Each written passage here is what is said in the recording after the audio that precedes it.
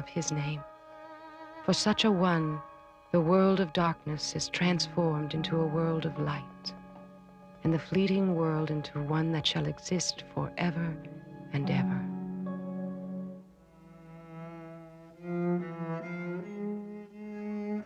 The tragedy of the First Crusade was not only in the lives that were lost. What was profoundly tragic was the growth of hostility among the common people towards the Jews. For this hostility, born of religious differences, would never disappear. In some ways, the First Crusade was like a nightmare. It passed and seemed to leave the world unchanged. The Jewish communities of the Rhineland recovered and re-established themselves. But the memory of those events would not die even in the prosperous days that followed.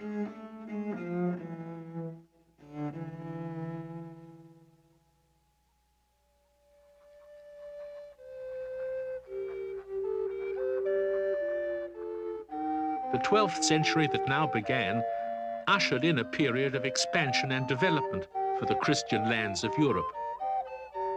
Towns and cities grew as men left the countryside to become merchants and craftsmen.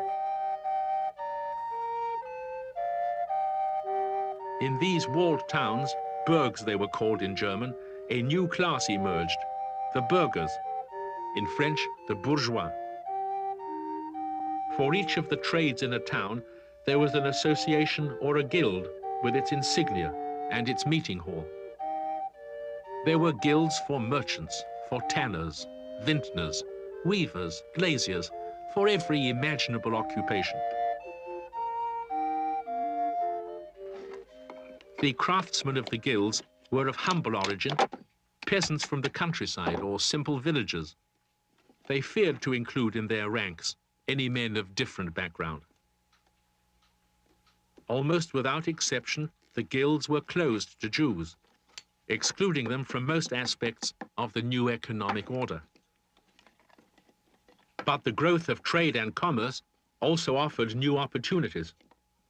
And as shipments of goods swelled and laborers had to be paid, one thing came to be needed in great quantity: money. Currency was necessary for economic growth, and coins became such a valuable commodity that men paid interest of more than 30% to borrow them. Christians were forbidden by the Catholic Church to lend money to other Christians for profit. And as the demand for money increased, Jews responded by providing the needed loans. It was a natural economic move for them. As merchants, they had had experience in keeping accounts and managing credit. And although in time Italian moneylenders would displace them, for the moment, Jews became the source of money for investments.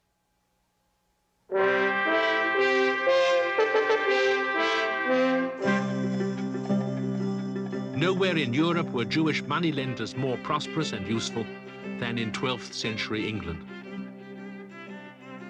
From his home in Lincoln, a man known to history only as Aaron of Lincoln controlled a network of investments that extended to 25 counties. He and other Jews helped finance the construction of buildings across all of England, including dozens of abbeys and monasteries and at least 2 cathedrals.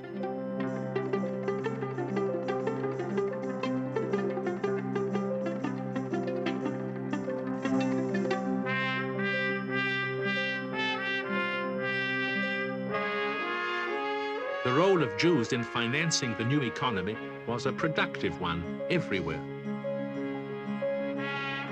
The Jews flocked to France from divers parts of the world because peace abode among the French, and the kings of that land were merciful toward their subjects.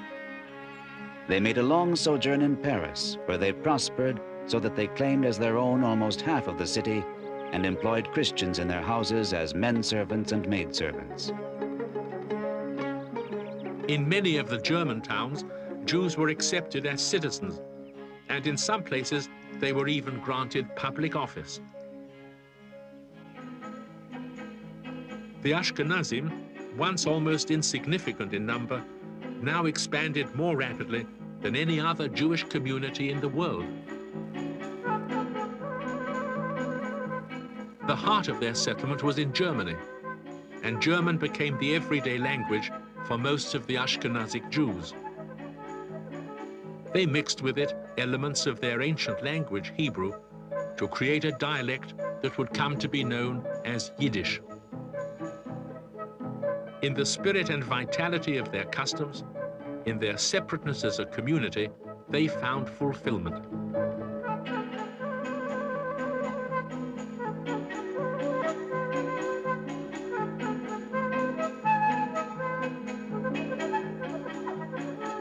Jews everywhere shared in and stimulated the growth of Christian Europe.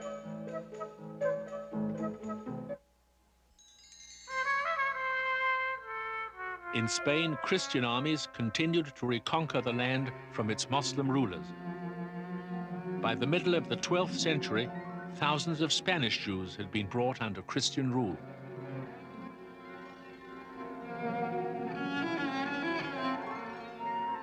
In Toledo alone, a Christian city in the north, the Jewish population was said to number 70,000.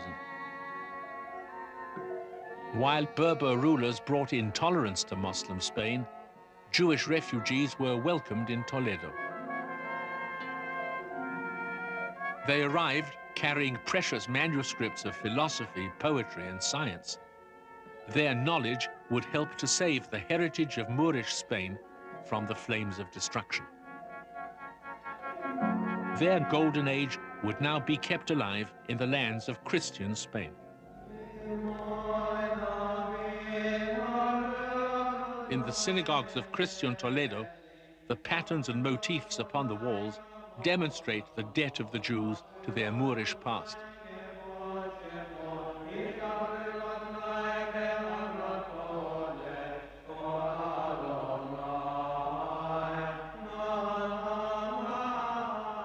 Jewish scholars from Muslim Spain were welcomed to this city, and they made it a gateway of knowledge for Europe to the north.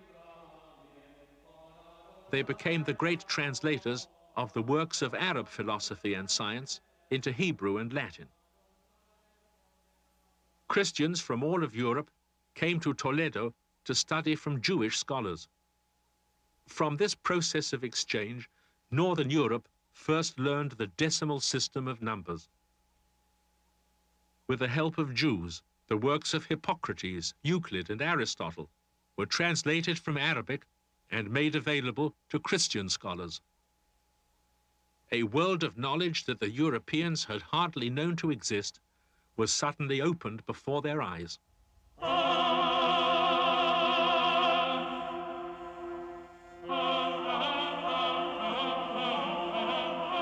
It was the age of the great cathedrals, of Chartres and Notre Dame. An age of technological advances, of mechanical clocks, water mills, and spinning wheels.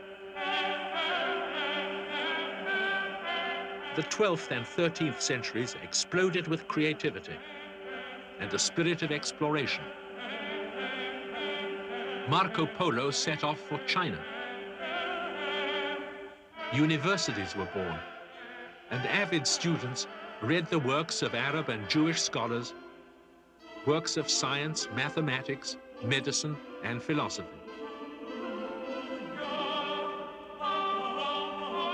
New knowledge broke upon Christian Europe with the force of revelation.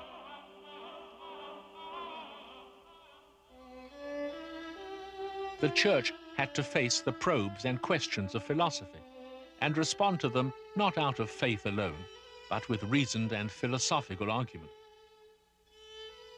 Church scholars turned to Arab and Greek and Jewish philosophy, searching eagerly to infuse the doctrines of the church with the new spirit of rationalism. Thomas Aquinas, the most luminous mind among the church scholastics, found in the works of Maimonides, the great Jewish philosopher, a means of reconciling faith with reason, and he set about constructing a philosophical stronghold for the medieval Christian faith. Man has a natural desire to know the causes of whatever he sees. Through wondering at what they saw, men first began to philosophize. But God is the first cause of all. Therefore, man's last end is to know God. It was a time of charity and humanity within the church, a time when the monastic orders sought to renew the ideal of poverty and simplicity in the service of faith. The time of St. Bernard and of St. Francis of Assisi, of quiet dedication to nature and human kindness. But in this complex era, the church was sometimes threatened with movements of revolt. When reason and persuasion could not prevail over those who questioned its doctrines, the church began to respond with force. It established commissions of inquiry to seek out heretics. Thousands of dissenters lost their lives.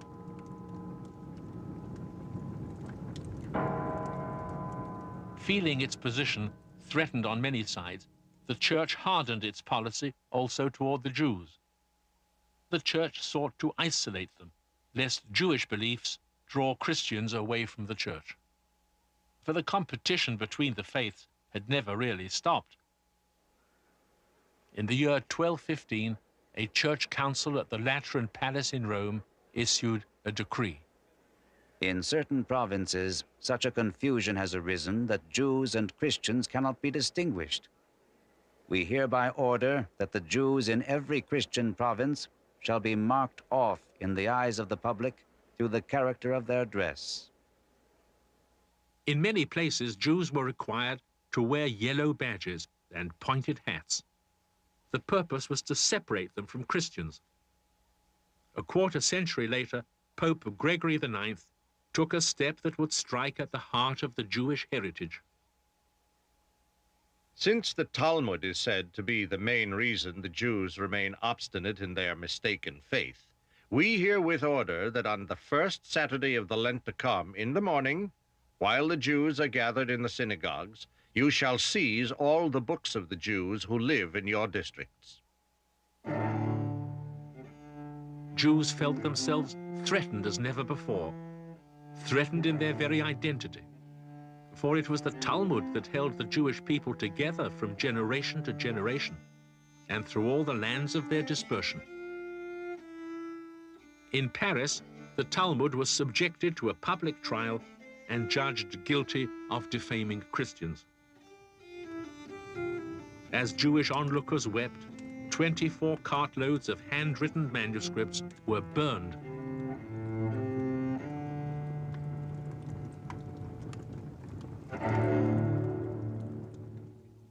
But the laws and edicts of the church could not be enforced without the approval of the local rulers. And while some rulers applied the anti-Jewish regulations, most did not. Their interests lay in the well-being of the Jews and the prosperity they brought to their realms.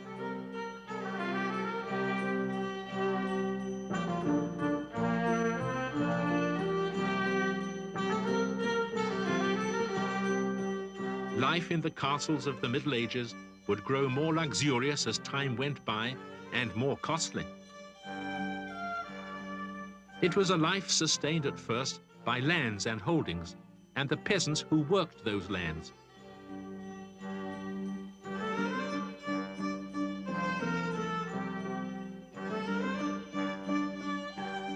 But as the need for money grew, the nobles turned to taxation. Taxation of the moneylenders, and taxation of the people through the moneylenders. The people who were taxed in this manner were often those who could least afford to pay. A peasant who needed money to tide him over a bad harvest, or an aristocrat who had to mortgage his lands to pay off his debts. The Jews who provided loans found themselves forced by rulers to charge ever-increasing rates. It was an impossible situation.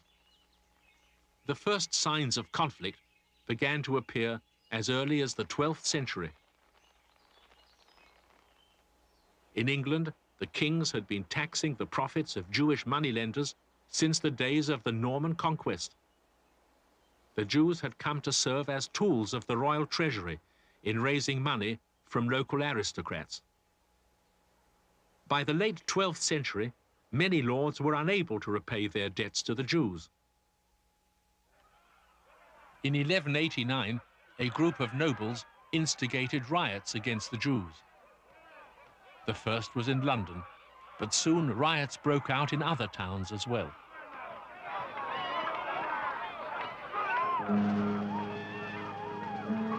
In March of 1190, local barons in the town of York plotted to murder their Jewish creditors. The Jews fled for protection to Clifford's Tower. A mob gathered, and the barons incited them to attack the fortress. The whole of the workpeople, the youth of the town, and a large number of country folk joined in the cruel business as if each man was seeking his own gain. The attackers rejoiced in the certainty of their approaching victory. On the morning when the mob finally forced its way into the tower, it found many of the Jews dead by their own hands. Those who were still alive were slaughtered on the spot. The violence that erupted in England was a somber warning. Where economic resentment was added to religious animosity, the hatred that resulted could not be contained. All across Europe, in varying degrees, Jews acted as intermediaries for rulers in exacting money from their subjects. This then was the sequence. Kings and nobles protected the Jews for a time and borrowed heavily from them in order to be able to govern.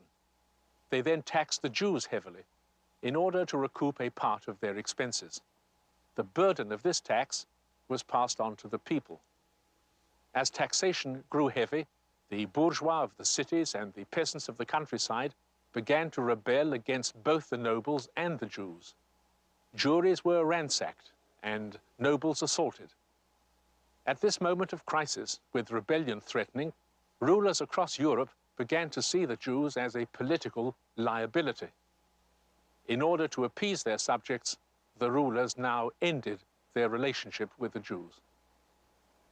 We, Charles II, for the honor of God and preferring to provide for the peace of our subjects rather than to fill our coffers, although we enjoy extensive temporal benefit from the Jews, do expel from our counties all Jews, not only for the present, but for all times. In what can only be termed an epidemic of expulsions, nobles everywhere began to rid their domains of Jewish communities. In 1290, Edward I banished the Jews of England, 16,000 in number, and confiscated their property. They would not be allowed to return for almost 4 centuries. 16 years later, Philip the Fair expelled the Jews of France and seized their goods. Later, they would be readmitted when it seemed profitable to the king, and expelled again when he had gotten from them all he could.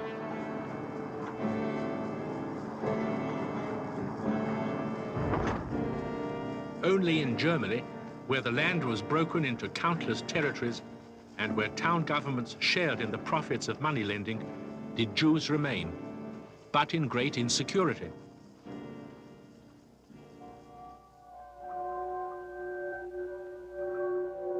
The 14th century world, in which thousands of Jews now found themselves adrift, still retained many elements of the Dark Ages. For the unlearned, it was still a world ruled by magic and miracles. People thought fireflies were the souls of infants who had died before they could be baptized, and that heart attacks were the work of demons. Phenomena not otherwise accounted for were attributed to the influence of the planets, or finally, to the will of God. But in 1347, there occurred an event so terrifying so devastating that no explanation, not even the will of God, seemed adequate. In October of that year, a Genoese trading ship drifted into harbor at Messina in Sicily. Its sailors were slumped over their oars, all of them dead or dying. On board was a terror known as the Black Death, the bubonic plague. In January of 1348, infected sailors carried the plague to France via Marseille, and then to North Africa via Tunis. It spread westward from Marseille to Spain, and then northward up the Rhone. It spread to Rome and Florence, to Paris and Normandy, and then across the Channel to southern England. No country escaped its ravages.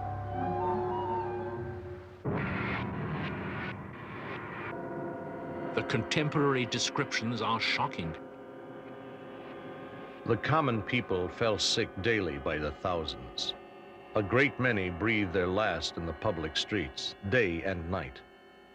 Everywhere, the city was teeming with corpses. People would drag them out of their homes and pile them in front of the doors. It was not uncommon to see a single bier carrying husband and wife, 2 or 3 brothers, father and son, and others besides. The disease began as swellings in the armpits or groin that sometimes grew to be the size of eggs. The swellings quickly spread over the entire body and turned to black and livid blotches. In 2 years, the bubonic plague claimed some 24 million lives, 1/3 of Europe's population. It shredded every legal and human bond that held medieval society together. In despair, people looked everywhere for an explanation, looked everywhere for a way to halt the plague before it killed them all. A rumor spread from city to city that Jews had poisoned the wells. Pope Clement VI came to their defense. Recently, we have heard that certain Christians, seduced by the devil, are blaming the Jews for the pestilence which God is afflicting upon the Christian people. But this pestilence is all but universal. It afflicts both the Jews themselves and many other people that have no contact with the Jews. The accusation against the Jews is absurd. In vain, Pope Clement argued for reason. Throughout Europe, communities were attacked. 2,000 Jews were burned in Strasbourg, thousands more in Mainz. Social order disintegrated, and the number of Jews murdered by the mob grew steadily. It is a dangerous platitude to say that the Jews of Europe were made a scapegoat. It is dangerous because it explains nothing. It does not explain the anger felt everywhere against the Jews that led not only to the killings of this period, but also to the anti-Jewish attitude among Europeans that was to survive for the next 500 years. In the course of the Middle Ages, the Jews had come to be resented by the common people for complex religious and economic reasons. Religious resentment was born of the unfortunate competition between the Jewish and the Christian faiths that had started more than 1,000 years before. That competition had resulted in formal action by the church that had further alienated the Christians from the Jews. But the economic resentment of this period was new, and when combined with religious and social differences, it proved to be the most destructive of all. The Jewish communities of medieval France would never recover. Those in Germany, the imaginable occupation. The craftsmen of the guilds were of humble origin, peasants from the countryside or simple villagers. They feared to include in their ranks any men of different background. Almost without exception, the guilds were closed to Jews, excluding them from most aspects of the new economic order. But the growth of trade and commerce also offered new opportunities. And as shipments of goods swelled and laborers had to be paid, of his name. For such a one, the world of darkness is transformed into a world of light, and the fleeting world into one that shall exist forever and ever.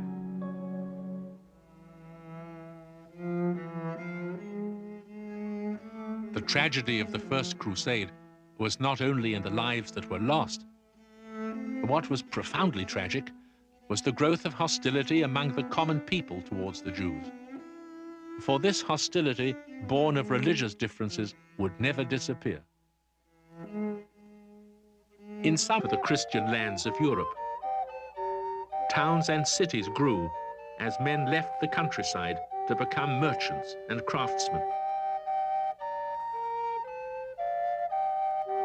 In these walled towns, burgs they were called in German, a new class emerged, the burghers, in French, the bourgeois. For each of the trades in a town, there was an association or a guild with its insignia and its meeting hall. There were guilds for merchants, for tanners, vintners, weavers, glaziers. For every one thing came to be needed in great quantity: money. Currency was necessary for economic growth, and coins became such a valuable commodity that men paid interest of more than 30% to borrow them. Christians were forbidden by the Catholic Church to lend money to other Christians for profit.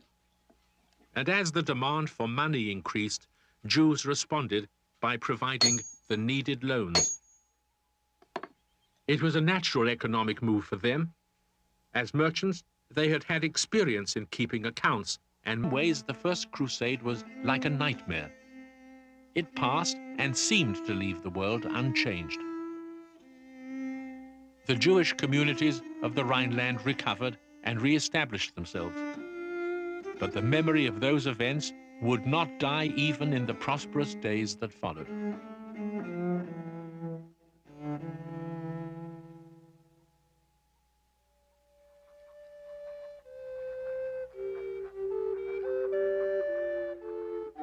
The 12th century that now began ushered in a period of expansion and development